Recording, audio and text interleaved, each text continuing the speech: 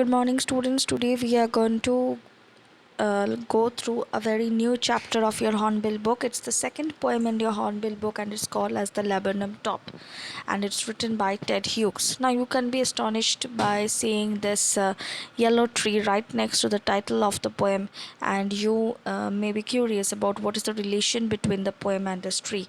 Now, let me tell you, this tree is called the laburnum tree, and this entire poem revolves around the laburnum tree and a goldfinch or goldfinch bird, which also is yellow in color.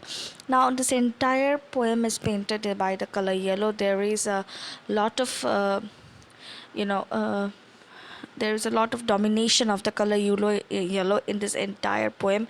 You will understand it as we go through the poem itself. It's a very short poem. It's not very difficult to understand. It's very easy, and it's kind of different because it deals completely with nature and relationship, interrelationship between each and every object that exists and in the lap of Mother Nature. It is about repaying relationship between the laburnum tree and the yellow goldfinch bird. The tree is yellow, silent and death-like, and is made alive by the bird and her young ones. The yellow bird, on the other hand, has a shelter on the tree where she feeds her young ones. But as soon as the bird lives to fly in the sky, the tree becomes silent and death-like once again. So we will not waste any more time, and we will definitely go inside the chapter and read the poem. First, we'll start with an introduction with the poet. His name is Ted Hughes, one of the giants of 20th century British poetry. Ted Hughes was born in Mytholmroyd, Yorkshire in 1930. After serving as in the Royal Air Force, Hughes attended Cambridge, where he studied archaeology and anthropology, taking a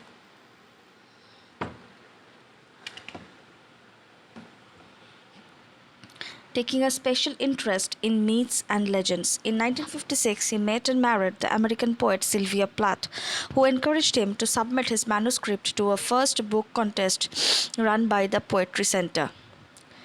Awarded first prize by judges Marion Moore, W. H. Auden, and Stephen Spender, The Hawk in the Rain 1957 secured Hughes' reputation as a poet of international stature. According to poet and critic Robert B. Shaw, Hughes' poetry signaled a dramatic departure from the prevailing moods of the period.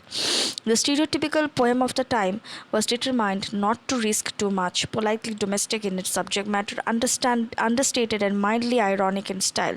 By contrast, Hughes marshaled a language of nearly Shakespearean resonance to explore themes which were mythic and elemental. Hughes' long career included unprecedented best-selling volumes such as Lupercal, written in 1960, Crow, written in 1970, Selected Poems, written in 1957, and Selected Poems 1957 to 1981, which were published in 1982, and The Birthday Letters 1998, as well as many beloved children's books, including The Iron Man 1968.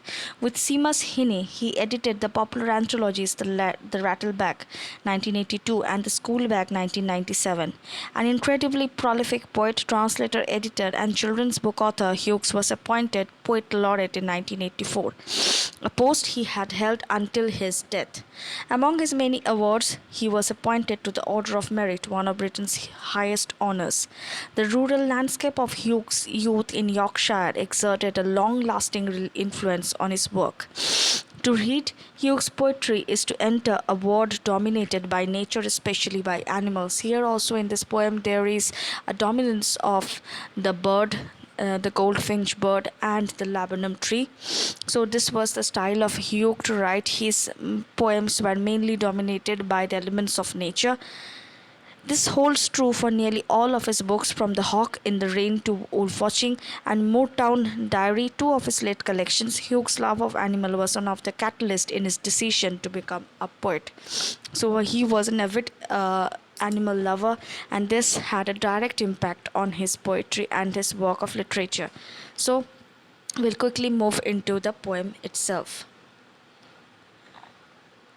The laburnum top. The laburnum top is silent, quite still. In the afternoon yellow September sunlight, a few leaves yellowing, all its seeds and fallen. See here, I have already given you the picture of the laburnum tree and the beautiful flowers that hangs to it. The laburnum is a short tree with hanging branches, yellow flowers and poison seeds.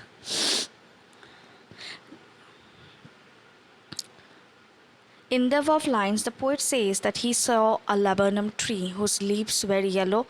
The tree's top is still and silent in the daytime of a September month. This is the month of September. It is an autumn season, and all the seeds of the tree had fallen. The poet had used the word yellow for leaves and sunlight. Yellow symbolizes silence, death, and beauty. He describes the whole scene of the tree with this color. There is a lot of dominance of the color yellow, and as I said you, this was used by the poet to symbolize death, beauty, and silence, all of them, and the entire scene was painted with the color yellow. As I had already told you before, there is an exorbitant use of the color yellow throughout the poem, you will see. And why it is? Because everything over here is being depicted by the color yellow. You can see also have used this color much into this slides. There is a reason, because the poet himself uses this color yellow to symbolize silence, death, and beauty all through his poem. And he describes the entire scene of the tree and the goldfinch bird, everything with the color yellow. And over here I have also showed you this literary device. See the September sunlight, this is an alliteration. I hope you remember the literary device alliteration I already discussed in the chapter of in the poem The Photograph. So here the September sunlight is the alliteration. It's a literary device, kindly note it down, you must not forget it, because these literary devices are extremely important for your questions that will be coming for your exams. So let's move on to the next paragraph. Till the goldfinch comes with a twitching chirrup. Goldfinch is a small singing bird with yellow feather on its wing. See in the left hand side, I've already posted a picture. This is the goldfinch bird with a twitching chirrup. Twitching, what is twitching? Twitching is a sudden jerk movement. Twitching is a sudden jerk movement. And chirrup is a bird making repeated high pitched sound. It's the sound of the bird that is constantly made. This sound of the goldfinch here is represented by the word, this twitching chirrup. That means a jerky noise that was made by this little bird, this little goldfinch bird. A suddenness, a startlement at a branch end. So what is startlement? Startlement means feeling or showing a sudden shock. The entire tree was death still. Suddenly, when the bird arrives and it starts singing its own song, it seems like the tree rises from its eternal sleep with a sudden jerk, or the sudden shock. Then, sleek as a lizard and alert and abrupt, she enters the thickness and the machine starts up.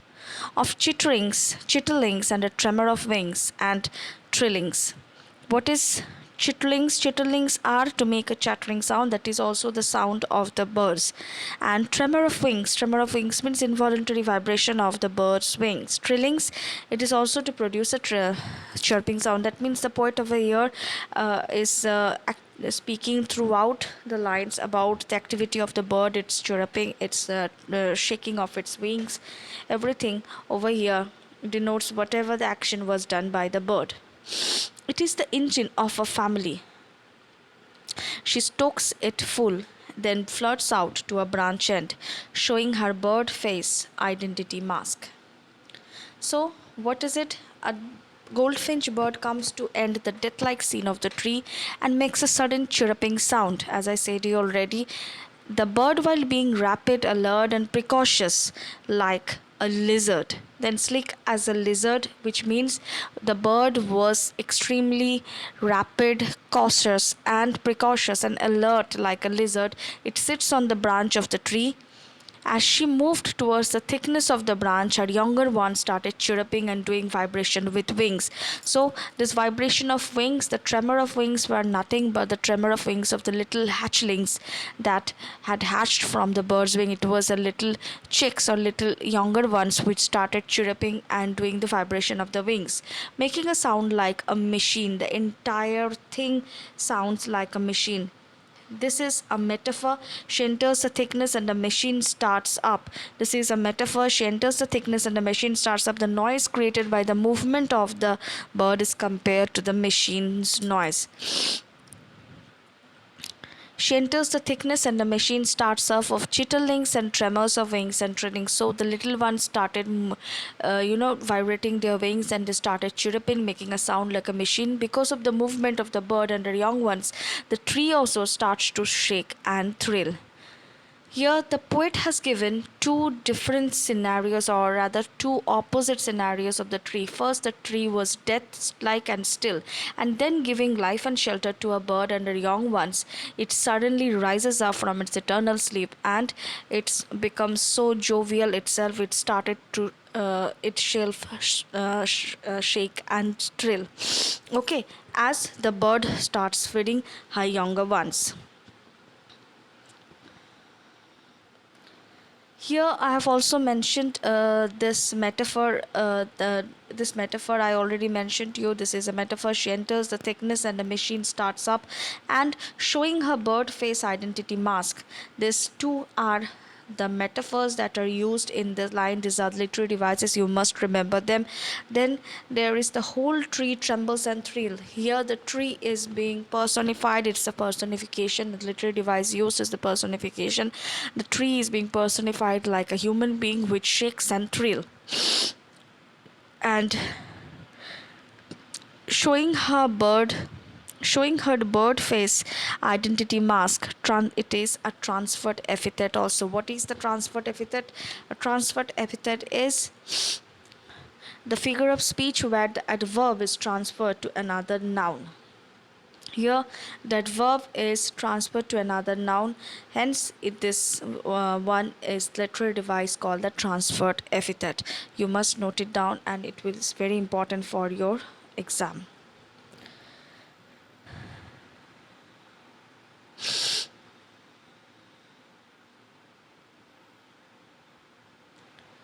Then, with eerie, delicate whistle chirrup whisperings, she launches away towards the infinite and the laburnum subsides to empty.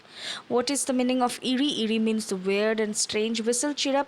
What is the meaning of whistle chirrup? Let's see. It's the gentle whisper like chirping of the bird, and subsides means diminishes. So, the laburnum tree and the goldfinch is the engine of her family. She provides food to her young ones and moves to other branch end. Her dark color striped face is visible as her body is yellow and colored and hides behind the yellow leaves of the tree, where she shows her bird face identity mask. Then, with eerie, delicate whistle chirrup whisperings, she launches away towards the infinite and the laburnum subsides to empty.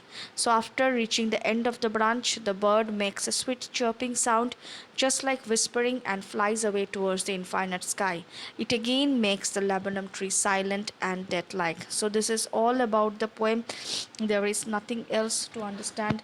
This is all about the poem. The relationship, the repaying relationship between the goldfinch and the laburnum tree is what is being depicted by the poet over here. The lifeless tree becomes alive by the arrival of the goldfinch bird, where she comes to feed her younger ones who are on the thickness of the branch. The tree is the goldfinch the shelter for her young ones. Also, she arrives at the end of the branch with a chirping sound, and then she further moves to the other side of the branch with a rapid and precautionary movement like that of a lizard. And as soon as she arrives, the little ones of her starts chirping like a machine, and they start flapping and vibrating their wings. The death-like tree becomes alive and it trembles and shakes. The tree that had turned yellow and whose seeds had fallen down in the month of September and it was standing still and death suddenly comes alive by the arrival of the goldfinch bird. Then finally, when the bird had completed feeding her young ones, she flied to the other side of the branch. Her dark color face appears and was barely visible, and she vanished behind the yellow leaves. She flew away in the sky, leaving the tree death-like once again. So this is all about it. This is all about the poem. I hope you are able to understand it. This is a very easy poem. Nothing is much about it, and we'll definitely go through the question and answer. And if you have any doubts, please note it down. We are going to definitely do all the doubts in our doubt clearing session in our next Zoom class. Till then, thank you and goodbye.